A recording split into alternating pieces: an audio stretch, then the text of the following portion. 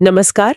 बात है 1998 की पतझड़ की। हाँ बाहर से देखने पर तो बाजार मतलब शेयर बाजार हाँ काफी मजबूत लग रहे थे, बिल्कुल। लेकिन पर्दे के पीछे न्यूयॉर्क फेडरल रिजर्व में एक बहुत ही कह सकते हैं गोपनीय बैठक चल रही थी। हाँ, और मुद्दा था long term capital management, LTCM। LTCM। बिल्कुल, ये एक ऐसा हेज फंड था, मतलब मशहूर था अपने पार्टनर्स के लिए, हाँ, बहुत काबिल लोग थे उसमें। बेहद काबिल।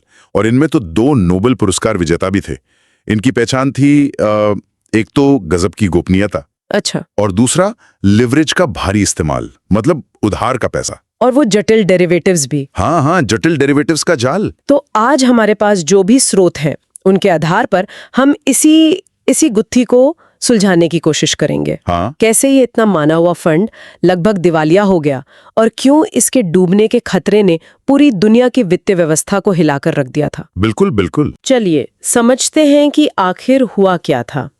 LTCM को चलाने वालों को वाकई उस समय के सबसे बुद्धिमान लोग माना जाता था। हाँ, और उनकी जो रणनीति थी वो पूरी तरह गणितीय मॉडलों पर आधारित थे। अच्छा, ये मॉडल ये मानकर चलते थे कि बाजार हमेशा तार्किक, मतलब एकदम समझदारी से ही चलेगा। और फंड का चेहरा थे जॉन मैरीवेदर। हाँ, जॉन मैरीवेदर, सोलोमन ब्रदर्स के पूर्व दिग्गज ट्रेडर। उनकी एक खास पहचान थी, वो अपनी पोजीशन पर तब तक टिके रहते थे जब तक नुकसान मुनाफे में ना बदल जाए। अच्छा, मतलब हार नहीं मानते थे। बिल्कुल। और इसी साख के चलते बैंकों ने उन्हें बहुत आसानी से और अच्छी शर्तों पर पैसा उधार दिया था। उनकी मुख्य रणनीति थी आर्बिट्राज। सुनने में तो हाँ, बड़ा जटिल लगता है, पर मतलब सीधा था। अलग अलग बाजारों में जो एक जैसी सिक्योरिटीज होती हैं, उनकी कीमतों के बीच बहुत बहुत छोटे अंतरों से पैसा कमाना। इतने छोटे के मतलब आम निवेशक तो शायद देख भी ना पाए। हाँ बिल्कुल। और इसीलिए अच्छा मुनाफा कमाने के लिए उन्हें भारी मात्रा में उधार का पैसा लगाना पड़ता था, यानी लेवरेज का इस्तेमाल। हाँ, लिवरेज का इस्तेमाल। और सिर्फ लिवरेज ही नहीं, उन्होंने खरबों डॉलर के डेरिवेटिव अनुबंध भी कर रखे थे। डेरिवेटिव्स मतलब वो बाजार की कीमतों पर लगे साइड बेट्स जैसे। हाँ, आप मोटे तौर पे ऐसा समझ सकती हैं। और इन अनुबंधों की वजह से वो वॉल स्ट्रीट के लगभग हर बड़े बैंक से, आप समझे, एक अदृश्य जाल की तरह जुड़ गए थे। अच्छा, तो उनका जोखिम सिर्फ उनका नहीं रहा था। नहीं, बिल्कुल नहीं, वो पूरे सिस्टम में फैल चुका था। और यहीं उनके मॉडल की कमजोरी सामने आती है ना। उनके गणितीय मॉडल ये मानते थे कि बाजार में उतार चढ़ाव, जिसे वॉलेटिलिटी कहते हैं, हाँ, वो एक सीमित दायरे में ही रहेगा। बिल्कुल।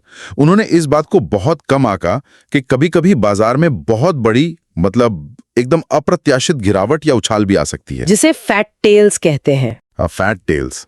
असल में यूजीन फामा जैसे अर्थशास्त्रियों का शोध पहले ही चता चुका था कि असल बाजारों में ऐसी बड़ी घटनाएं मॉडल की भविष्यवाणी से कहीं ज्यादा बार होती हैं। लेकिन शायद उन्होंने इसे नजरअंदाज कर दिया। लगता तो यही है।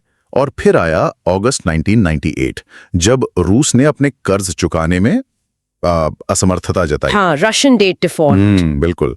तो बाजारों में जैसे भूचाल आ गया, घबराहट फैल गई, और LTCM के मॉडल वो धरे के धरे रह गए। हुआ क्या असल में? हुआ ये कि सारे बाजार एक साथ उनके खिलाफ चले गए, ऐसा कुछ जिसकी संभावना उनके मॉडल ने लगभग नकार दी थी।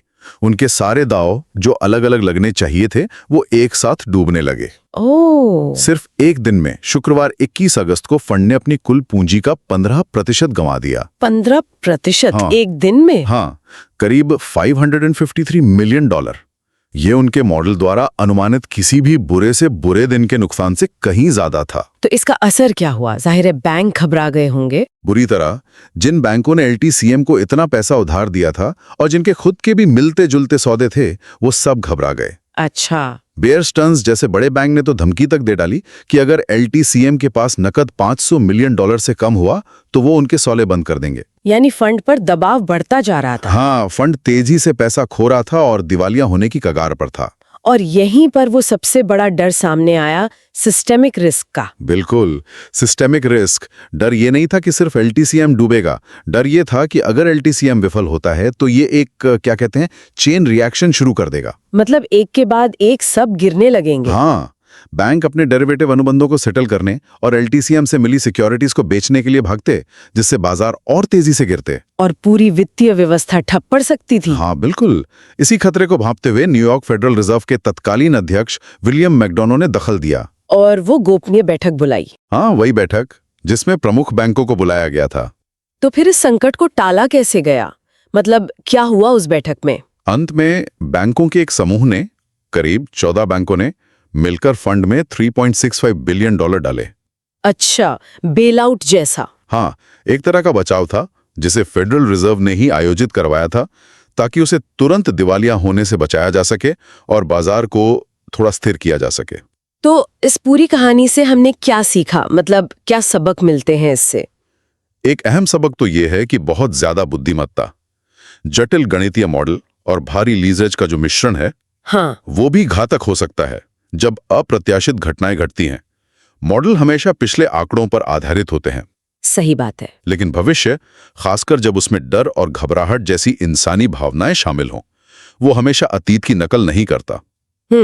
और इसका व्यापक असर, मतलब बड़े पैमाने पर क्या मायने थे इसके? देखिए, ये घटना डेरिवेटिव्स और बड़े वित्तीय संस्थानों के आपस में जुड़े होने से जो सिस्टमिक रिस्क पैदा होता है, हाँ, उसे साफ तौर पर दिखाती है।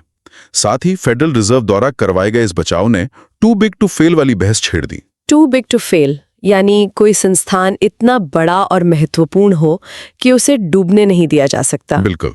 और इसने मॉरल हैजार्ड यानी नैतिक जोखिम पर भी सवाल खड़े किए। नैतिक जोखिम मतलब क्या ऐसे बचाव भविष्य में संस्थानों को ज्यादा जोखिम लेने के लिए प्रोत्साहित करेंगे, ये जानते हुए कि अगर कुछ गड़बड़ हुई तो उन्हें बचा लिया जाएगा? हाँ, ये तो सोचने वाली बात है। तो स्रोतों पर आधारित हमारी ये पड़ताल यहीं समाप्त होती है। बिल्कुल। लेकिन जाते जाते सोचने के लिए एक सवाल छोड़ जाते हैं।